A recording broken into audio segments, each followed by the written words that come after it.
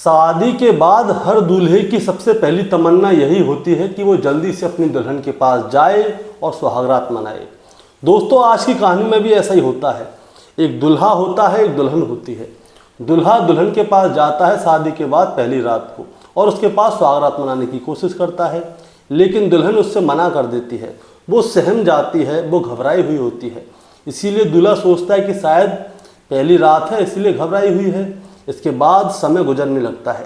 दूल्हा अपनी दुल्हन के पास रोजाना जाया करता था, लेकिन वो उसे सुहागरात मनाने नहीं देती थी। लेकिन अब एक ऐसा दिन आता है कि दूल्हा दुल्हन सुहागरात मनाने के लिए तैयार हो जाते हैं। और जब दूल्हा दुल्हन सुहागरात मनाने के लिए तैयार होते हैं तो दूल्हा बड़ा खुश होकर जाता है अपनी दुल्हन के पास, ताकि वो उसके साथ सुहागरात मना सके। अब जैसे ही दूल्हा अपनी दुल्हन के पास जाता है और कपड़े उतार के उसके पास जैसे ही पहुंचता है कि दुल्हन अपने पास छुपा हुआ एक धारदार ब्लेड होता है, उसे निकालती है और दूल्हे के प्राइवेट पार्ट को काट देती है। दूल्हा चीखने लगता है, चिल्लाने लगता है और दुल्हन मौका पाती है और वहां से भाग जाती है। दूल्हे को उठाकर हॉस्पिटल लेके जाया जाता है। उसके प्राइवेट पार्ट पर 8 टाँके आते हैं। पुलिस पहुंच जाती है और फिर दूल्हे से पूछती है कि आखिर तुम्हारे साथ ऐसा क्या हुआ, तुम्हारी दुल्हन ने तुम्हारा प्राइवेट पार्ट क्यों काटा। तो दोस्तों, दूल्हा एक कहानी सुनाता है। अब इसके बाद दुल्हन को भी गिरफ्तार किया जाता है और जब दुल्हन से पूछा जाता है कि आखिर तुमने अपने दूल्हे का प्राइवेट पार्ट क्यों काटा, तो दुल्हन भी एक कहानी सुनाती है।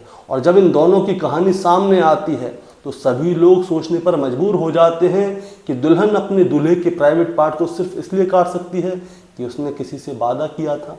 दोस्तों, आज की कहानी से हम बस यही जानना चाहेंगे कि आखिर उस दिन हुआ क्या था कि दुल्हन ने अपने दूल्हे का प्राइवेट पार्ट ही काट दिया ताकि वो आगे भी किसी के साथ सुहागरात मना ना पाए। दोस्तों, कहानी शुरू करूंगा उससे पहले मैं बस आपसे यही कहना चाहूँगा कि अगर आप मेरे चैनल पे नए हैं तो चैनल को जल्दी से सब्सक्राइब कर दीजिएगा, ताकि रोजाना रात को 8 बजे मैं आपके लिए एक सच्ची घटना की कहानी लेकर आ सकूं। नमस्कार दोस्तों, मैं गौरव शर्मा और आप देख रहे हैं गौरव शर्मा सफ़र। दोस्तों, आज की जो सच्ची घटना मैं आपको सुनाने जा रहा हूं, ये सच्ची घटना शुरू होती है उत्तर प्रदेश के बिजनौर जिले से। और बिजनौर का ही एक थाना लगता है, थाना मंडवा। और मंडवा थाना क्षेत्र के अंतर्गत एक गाँव आता है जिसका नाम है शिमला कला। दरअसल दोस्तों, मैं बात कर रहा हूं 20 अगस्त 2025 की रात लगभग 9 बजे के आसपास का समय होता है। बिजनौर का एक हॉस्पिटल है जिसका नाम है दीनदयाल उपाध्याय हॉस्पिटल। रात को लगभग 9 बजे का समय होता है।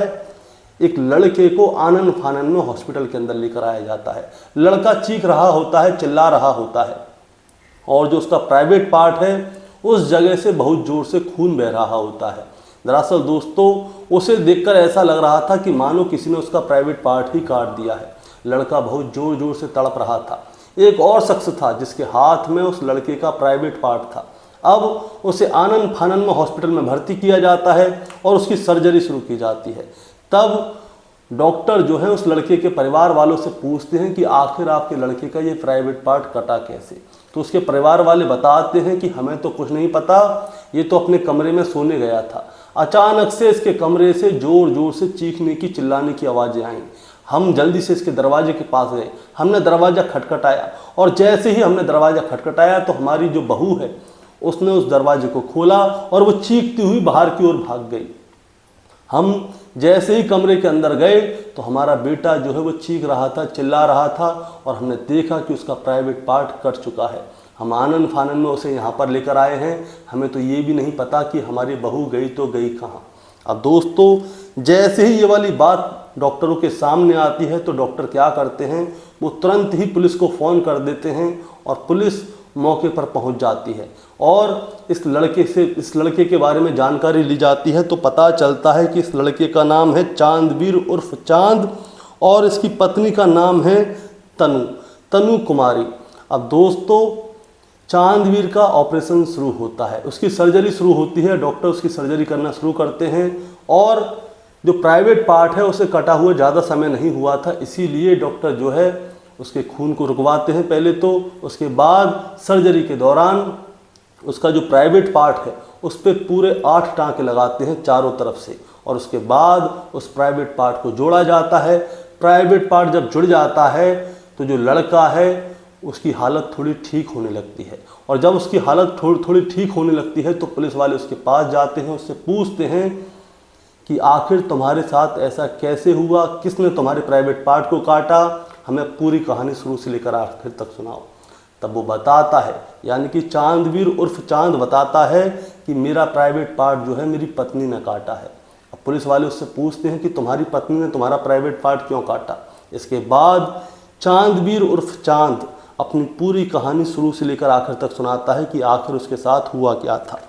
वो बताता है कि जो चांदवीर है उसकी शादी जो है 29 अप्रैल 2025 को अलीपुर जाट थाना क्षेत्र के अंतर्गत देहात आता है, वहीं की रहने वाली तनु कुमारी से हुई थी। अब तनु की शादी जो है चांद के साथ हो गई थी। अब सुहागरात का समय आता है। जब सुहागरात का समय आता है तो जो चांद है वो अपनी पत्नी तनु के पास जाता है बहुत खुश होकर, ताकि वो उसके साथ सुहागरात मना सके। लेकिन जैसे ही वो अपनी पत्नी तनु के पास जाता है तभी दुल्हन जो है उससे साफ इनकार कर देती है। वो कहती है कि अभी मैं सुहागरात मनाना नहीं चाहती, क्योंकि मुझे थोड़ा समय चाहिए, जब मैं कहूँ तभी तुम मेरे साथ सुहागरात मनाना। अब जो दुल्हा है वो सोचता है कि शायद आज पहली रात है, लड़की थोड़ी नर्वस हो रही होगी, इसीलिए मत करो ये सुहागरात मत बनाओ। अब वो थोड़ा रुक जाता है। थोड़े समय बाद वो दोबारा से आता है तो जो दुल्हन है वो उससे साफ मना कर देती है। वो कहती है कि मेरे नज़दीक आने की कोशिश मत करना, जब तक मैं तुमसे ना कहूँ तब तक तुम मुझे छूना भी मत। अगर तुमने मेरे साथ ज़बरदस्ती करने की कोशिश की तो मैं अपने कपड़े फाड़ के सीधे थाने पहुँच जाऊँगी और तुम्हारे ऊपर उत्पीड़न का इल्ज़ाम लगाऊंगी, दहेज उत्पीड़न का इल्ज़ाम लगाऊंगी, तुम्हें और तुम्हारे पूरे परिवार को जेल भिजवा दूंगी। अब जैसे ही जो दुल्हा है ये वाली बात सुनता है तो वो चौंक जाता है कि अरे ये क्या हो रहा है भाई, उसकी दुल्हन से क्या कह रही है। वो कहता है कि चलो कोई बात नहीं है, अभी नई नई दुल्हन है तो उसको मना लेंगे। तो वो क्या करता है, थोड़े दिन और रुकता है। थोड़े दिन बाद उससे प्यार से बातें करता है, उसको घुमाने फिराने ले जाता है, हर तरह की बातें करता है, लेकिन वो मानती नहीं है। लेकिन जो चांदवीर है वो एक चीज़ पर ध्यान देता है। वो देखता है कि जो उसकी पत्नी तनु है वो जो है सारा दिन मोबाइल पर लगी रहती थी, किसी से चैटिंग पे बात करती थी, हंस के बातें किया करती थी और वो फ़ोन पे भी बात किया करती थी। और जब चांद उसके पास जाता था तो उसका मुंह सड़ जाता था, उसकी भौएं उठ जाती थी और चिल्ला के चीख के बातें किया करती थी और घर का कोई भी काम नहीं करती थी। चांद उसे समझाता था लेकिन वो मानती नहीं थी। चांद भी हार गया था कि वो करे तो करे क्या। वो रोज़ाना किसी न किसी तरह से उसे मनाने की कोशिश करता, लेकिन उसकी पत्नी उसकी कोई भी बात नहीं मानती। अब ऐसे ही दिन गुजरने लगते हैं और पूरे 4 महीने पूरे हो जाते हैं। अब इसके बाद आती है तारीख 20 अगस्त 2025। 20 अगस्त 2025 को क्या है, चांद ठान लेता है मन में, आज होगी सो देखी जाएगी, आज तो सुहागरात मनाकर ही मानूंगा। इसके बाद वो क्या करता है, शाम को लगभग 6 बजे के आसपास का समय होता है। चांद जो है जब अपने काम से वापस आता है तो अपने साथ घेवर लेके जाता है अपनी पत्नी को खिलाने के लिए, उसे मनाने के लिए, और अपनी पत्नी के पास पहुंच जाता है। शाम को लगभग 6 बजे के आसपास खाना पीना खा के ये दोनों फ्री हो जाते हैं। अब चांद इससे सुहागरात मनाने की बोलता है, लेकिन जो उसकी पत्नी है तनु वो उससे सुहागरात मनाने की साफ इनकार कर देती है और वो कहती है कि मैं तुम्हारे साथ सुहागरात नहीं मनाना चाहती। अब जब तनु ने उससे मना किया तो चांद को आ जाती है गुस्सा। वो कहता है कि आज तो मैं सुहागरात मना के रहूँगा चाहे जो हो। तनु उससे मना करती है, इसीलिए चांद क्या करता है, अपनी पत्नी तनु में 2-4 थापड़ मार देता है। इसके बाद तनु जो है सुहागरात के लिए मान जाती है। वो उससे कहती है कि ऐसा है, मैं टॉयलेट कराऊँ, टॉयलेट करके आ जाती हूँ, उसके बाद सुहागरात आपको जो मनाना है मना लीजिए, जो करना है वो करना। ठीक है। अब चांद मान जाता है। तनु जाती है बाथरूम में। बाथरूम के अंदर जो है एक रेजर रखा हुआ था और रेजर के अंदर जो था ब्लेड था। अब तनु क्या करती है, उस रेजर में से ब्लेड को चुपचाप निकाल लेती है और चांद के पास पहुंच जाती है सुहागरात मनाने के लिए। अब चांद भी तैयार हो जाता है और तनु भी तैयार हो जाती है। तो तनु कहती है कि ऐसा करो, लाइट को बंद कर दो, मैं पहली बार सुहागरात मना रही हूँ तो मेरे को शर्म आती है। तो चांद बड़ा खुश होता है, वो खुश होकर लाइट को बंद कर देता है। अब जैसे ही तो वो लाइट को बंद करता है, कपड़े उतार के अपनी पत्नी के पास जाता है, तो जो तनु है वो क्या करती है, चांद के प्राइवेट पार्ट को पकड़ती है अपने हाथ से और जो ब्लेड उसके हाथ में था दूसरे में, उस दूसरे हाथ से उसके प्राइवेट पार्ट को काट देती है। अब जैसे ही तनु उसके प्राइवेट पार्ट को काटती है तो चांद चीखने लगता है, चिल्लाने लगता है। अब जब वो चीखता है, चिल्लाता है, तो उसकी आवाज़ें जो हैं घर के कमरे के बाहर तक जाती हैं। उसके परिवार के लोग सुनते हैं, वो ज़ोर ज़ोर से दरवाजे को खटखटाते हैं कि बेटा क्या हुआ, दरवाज़ा खोलो। अब जैसे ही चांद के परिवार के लोग दरवाजे पर आते हैं तो तनु क्या करती है, दरवाज़ा खोलती है, चीखती हुई चिल्लाती हुई बाहर की ओर भाग जाती है और चांद के परिवार के लोग जो है कमरे के अंदर आ जाते हैं। तनु गायब हो जाती है वहाँ से और जो चांद को हॉस्पिटल लेके आया जाता है। चांद कहता है कि साहब यहाँ तक का तो मुझे पता है, उसके बाद मुझे नहीं पता कि मेरे साथ क्या हुआ, मैं हॉस्पिटल कैसे आया। अब पुलिस वालों ने जो है चांद की पूरी तहरीर लिख ली थी। इसके बाद तनु को ढूंढा जाता है कि आखिर तनु ने ऐसा क्यों किया। अब उसको ढूंढा जाता है। अब तनु को जैसे ही ढूंढा जाता है तो अगले दिन ही पता चलता है कि तनु जो है अपने दोस्त के घर पे है और वहाँ से जाके तनु को गिरफ्तार कर लिया जाता है। फिर उसको भी थाने लेकर आया जाता है और फिर उससे पूछा जाता है कि आखिर तुमने अपने पति चांद का प्राइवेट पार्ट क्यों काटा।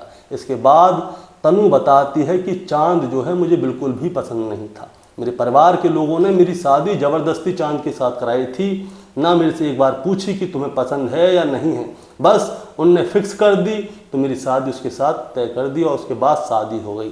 अब जैसे ही शादी हुई थी, होता क्या है दोस्तों, जो तनु थी वो गांव के ही किसी एक लड़के से प्यार करती थी और उसी से फ़ोन पे बात करती थी, उससे ही मैसेज पे बात करती थी और उसने शादी से पहले ही अपने आशिक को जो है वादा किया था कि भले ही मेरा जिस्म उसके साथ जा रहा है चांद के साथ, लेकिन मेरा मन तुम्हारे साथ है, मैं उसको अपने जीवन में हाथ नहीं लगाने दूंगी और जिस दिन वो हाथ लगाएगा तो मैं उसे छोड़ूंगी नहीं। ये उसने अपने आशिक से वादा किया था। अब चांद के साथ उसकी शादी हुई थी 9 अप्रैल को। सुहागरात का समय आता है तो वो चांद को डराती है, हड़काती है कि मैं तुम्हें थाने में कचहरी करवा दूंगी, तुम्हारे पूरे परिवार को जेल में डलवा दूंगी अगर तुमने मेरे साथ कुछ करने की कोशिश की तो। और वो उसको बिल्कुल भी हाथ नहीं लगाने देना चाहती थी। लेकिन होता क्या है, 20 अगस्त की शाम को चांद जो है अपनी पर आ जाता है और वो कहता है कि आज मैं सुहागरात मना के ही मानूंगा। इसीलिए तनु भी ठान लेती है कि अगर इसने मेरे साथ ज़बरदस्ती करने की कोशिश की तो इसके प्राइवेट पार्ट को ही काट दूंगी। उसके बाद में चांद जो है उसके साथ शक्ति बरतता है, उसके साथ सुहागरात मनाने की बार बार ज़बरदस्ती करता है। इसीलिए तनु क्या करती है, उसके प्राइवेट पार्ट को काट देती है। अब इसके बाद पता चलता है दोस्तों, जो चांद है उसकी हालत तो ठीक है, लेकिन तनु को गिरफ्तार करके जेल भेज दिया गया है। दोस्तों इस कहानी को सुनाने का मतलब आपको परेशान करना या विचलित करना बिल्कुल नहीं है, बस आपको बताना है और जताना है। बताना जताना तो ये है कि देखो अब चांद के साथ क्या हुआ, तनु ने क्या किया, उसका प्राइवेट पार्ट काट दिया। वो तनु के साथ तो सुहागरात बना नहीं पाया, अब पता नहीं आगे क्या होगा, चांद का प्राइवेट पार्ट काम करेगा या नहीं करेगा, वो और किसी के साथ सुहागरात मना सकता है या नहीं मना सकता, अब चांद ही जानता है। लेकिन दूसरी बात यह है, इस कहानी से हमें सीखने के लिए एक चीज़ मिलती है कि कभी भी किसी लड़के या लड़की की शादी होती है तो उनके माता पिता को उनसे पहले ये पूछ लेनी चाहिए कि अगर तुम किसी से प्यार करते हो तो तुम हमें बता दो, ताकि वो उनकी शादी उनसे करा सकें। क्योंकि आज का समय बहुत ज़्यादा ख़राब आ गया है, रोज़ाना हत्याएं, कत्ल सिर्फ प्यार मोहब्बत के चक्कर में हो रहे हैं, ना कि कोई रंजिश के चक्कर में। और दूसरी बात यह है, लड़कों को मोस्टली ये वाली बात सीखनी चाहिए कि जिस भी लड़की से वो शादी करने जा रहे हैं तो उससे पहले एक बार मिलके बात करें और उसे वादा करें कि अगर तुम किसी से प्यार करती हो और तुम मुझे बताती हो तो मैं इसके बारे में किसी को कुछ नहीं बताऊंगा, मैं खुद ही शादी को तोड़ दूंगा, बस तुम मुझे बता दो। अगर तुम किसी से प्यार करती हो तो मैं खुद पीछे हट जाऊंगा, तुम्हें कुछ करने की ज़रूरत नहीं है। और हाँ, अगर शादी हो भी जाती है और पहले बात नहीं कर पाते और जो उसकी पत्नी है उससे बात नहीं कर रही है या किसी और से बात कर रही है तो उसके पास जाएं, उससे पूछें कि अगर तुम किसी से प्यार करते हो तो तुम मुझे अभी बता दो, चुपचाप मैं तुम्हारा डिवोर्स करा दूंगा, उससे शादी करा दूंगा, जो करना है करना, मुझे बख्श दो। दोस्तों अगर ऐसा हो गया तो अगर शादी के समय आपने पूछा, लड़की ने आपको बता दिया कि मैं उससे प्यार करती हूँ, तो आप चुपचाप पीछे हट जाइएगा, आगे की वो खुद जानेगी। दोस्तों बस बताना यही है कि माता पिता को भी, और वो लड़का है चाहे लड़की है, इन सभी को एक बार मिलके बात करनी चाहिए कि अगर मन में कोई बात है तो बता दो, नहीं है तो भी शादी करा दो, नहीं तो कोई बात नहीं। दोस्तों आपका क्या कहना है इस कहानी के बारे में, आप ज़रा हमें कमेंट में बताएं। चैनल पे नए हैं तो सब्सक्राइब करके जाएं ताकि रोज़ाना रात को 8 बजे मैं आपके लिए एक सच्ची घटना की कहानी लेकर आ सकूं। नमस्कार।